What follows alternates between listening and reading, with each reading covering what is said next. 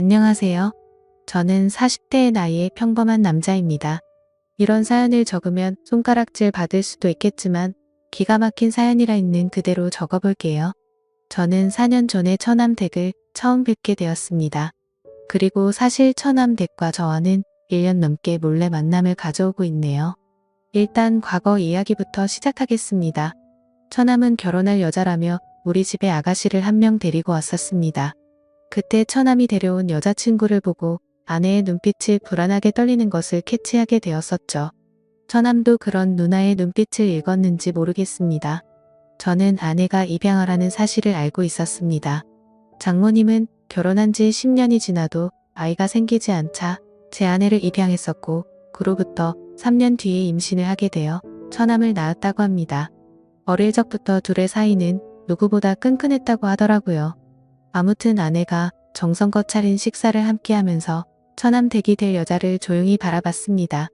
다소곳하게 다리를 모으고 앉아서 얌전하게 식사를 하는 처남댁은 너무 순진해 보이고 예뻐 보였습니다. 하지만 어색한 시간이 조금 지나고 보니 성격은 매우 쾌활했습니다. 그 자리에서의 만남이 쉬운 자리는 아니었지만 이런저런 이야기를 나누다 보니 조금 편해진 느낌이 들었습니다. 처남댁은 제게 맥주를 따라주었고 저는 묘한 기분이 들면서 이상하게도 처남댁에게 관심이 가기 시작했습니다.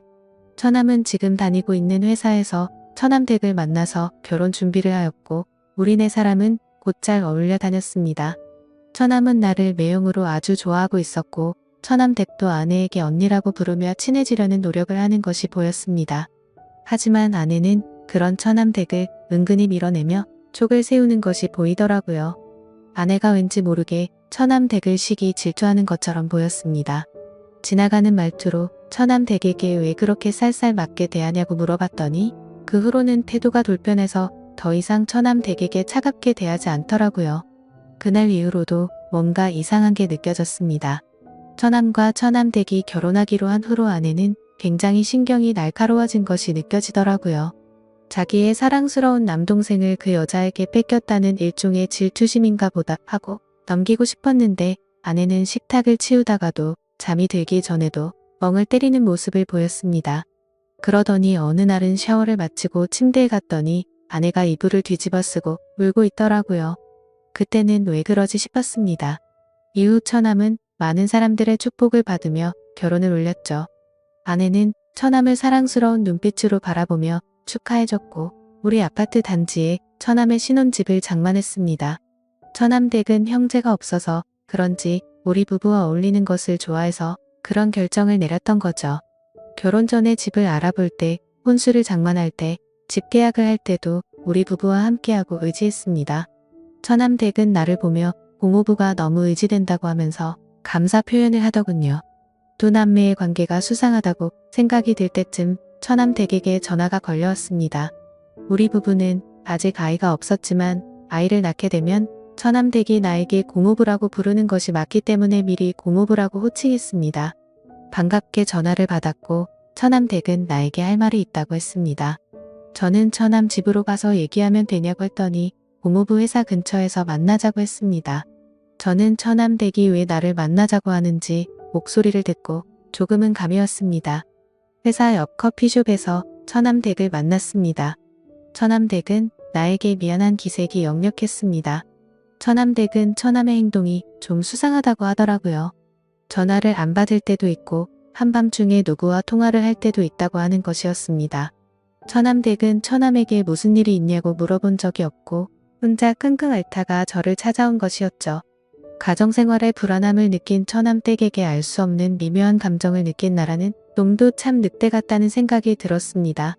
처남댁은 남편이 바람을 피운다는 사실보다 버림받을지 모른다는 불안한 마음이 더 큰 것 같았습니다. 그런 처남댁이 너무 가엽게 느껴지더라고요. 어딜 봐도 믿질 게 없는 결혼을 한 처남댁이 왜 그런 생각을 하는지 안타깝기만 했습니다. 그래서 지금 이상한 행동을 하는 건 처남인데 왜 처남댁이 더 불안해하고 겁을 먹고 있냐고 화를 냈습니다. 처남댁은 안 그래도 속상한 마음에 나를 찾아왔는데 나에게 쓴소리를 들으니 속이 상한지 눈물을 보이더군요. 처남댁은 버스 타고 집에 가겠다고 했지만 잘 달래서 제 차에 태웠습니다. 처남댁은 고모부님과 따로 만나서 털어놓으니 의지가 된다고 감사하다고 하더군요. 저는 작은 고민이라도 함께 나누고 싶다고 했습니다. 처남댁은 그런 내가 오빠같이 느껴진다며 웃어 보이는데 그 미소를 보자마자 가슴이 떨리더라고요. 그날 처남댁을 차에서 내려준 뒤 처남은 정말 못할 짓을 하고 있다고 나쁜 놈이라는 생각이 들었습니다. 그리고 얼마 후에 처남댁에 아버지가 몸이 좋지 않아 병원에 계신다는 연락을 받았고 처남댁은 급히 고향에 내려가게 된 날이었죠. 저는 회사 일이 일찍 끝나 집에 일찍 퇴근했습니다. 아내는 집에 없었고 밤중에 들어오더군요. 어디 갔다 오냐고 물었더니 평소에 늦는 사람이 웬일로 일찍 들어왔냐고 당황해야 하는 것이었습니다. 아내는 동생 집에서 저녁 차려주고 얘기 좀 하고 왔다고 하더라고요. 그때 나는 등이 오싹해지는 느낌이 들었습니다. 혹시 처남이 한눈 파는 상대가 내 와이프일지도 모른다는 생각이 들더라고요. 그 둘은 서로 피가 안 섞인 남남이고 내가 처남과 술을 마신 날에 처남이 우리 집에서 잠을 자고 가는 날이 많았던 게 생각이 났었습니다.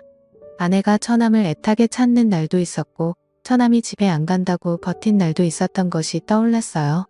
저는 퍼즐 조각이 맞춰지는 듯한 느낌을 받았습니다. 그래서 처남과 일부러 집에서 술을 마신 뒤 제가 먼저 술에 취한 척 경기를 해보았었죠. 처남은 집에 가지 않고 거실에서 잔다고 했고 나는 일부러 코를 골며 자는 척했습니다. 그러다가 내 숨소리가 안정되니 둘이 속닥거리는 소리가 들렸습니다. 옷방으로 가서 같이 있자고 하는 소리를 듣고 말았던 거죠. 촉을 세우고 그 둘의 만행을 다 알게 되었습니다. 그래서 당장 들이닥칠까도 생각해봤지만 이렇게 넘어가는 건 아닌 것 같아서 증거라도 모으려고 일단 넘어가게 되었죠. 다음날 처남 댁의 아버지는 병원에서 투병하시다가 돌아가셨다는 소식을 듣고 와이프와 함께 조문을 갔습니다. 처남 댁은 얼굴이 퉁퉁 부어 있더라고요. 너무 많이 울어서 정신을 못 차려서 우리가 좀 쉬라고 했지만 고집을 꺾지 않았습니다. 처남 댁의 그런 모습이 너무 안쓰러웠지만 처남 댁을 꼭 껴안고 위로해주지 못해 안타까운 마음이 들더라고요. 그렇게 아버지를 보내드린 뒤 처남 댁은 한참 동안 힘들어했습니다. 우리 집에서 같이 생활을 하면 어떨까 생각도 해봤지만 그건 좀 오버하는 것 같아서 그냥 잠자코 있었죠. 그날 이후 아내와 같이 처남 댁으로 매일 찾아갔습니다. 아내와 처남의 불륜 증거라도 찾으려는 생각도 있었고 사실 처남 댁을 보고 싶고 위로하고 싶은 마음에 찾아갔었죠. 최대한 내색하지 않고 같이 식사를 하고 밝은 분위기를 만들었습니다. 그러던 중 하루는 넷이 모여서 해물파전을 만들어서 막걸리와 함께 먹고 있었죠. 왁자지껄한 분위기에서 처남 댁은 안정을 되찾는 듯 했습니다. 그런데 저는 아내와 처남이 서로 좋아하는 눈빛을 교환하는 것을 캐치하게 되었죠. 증거를 더 찾아야 해서 내색할 수 없었지만 이제 확실하게 알았습니다. 그리고 처남 댁이 자꾸 신경 쓰이기 시작하더군요. 저도 모르게 점점 더 처남 댁에 대한 마음이 커져갔고 도저히 참지를 못하고 어느 날 저녁에 연락을 했습니다. 처남 댁에게 알려줄 게 있는데 처남과 아내에게는 알리지 말고 조용히 만나자고 했죠. 처남 댁에게 저녁을 같이 먹자고 했고 처남 댁은 흔쾌히 알겠다고 하더군요. 우리 둘은 조용한 레스토랑에서 만났고 요즘 어떻게 지내냐고 물었습니다. 아버지가 유독 자기를 예쁘게 대해줬는데 그런 아버지를 떠나 보내서 슬픔이 무척 컸었다네요.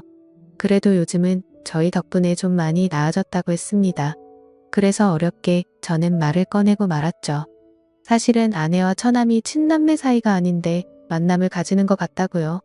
그러자 처남 댁도 이 사실을 눈치챘는지 자신도 이미 알고 있었다고 했습니다.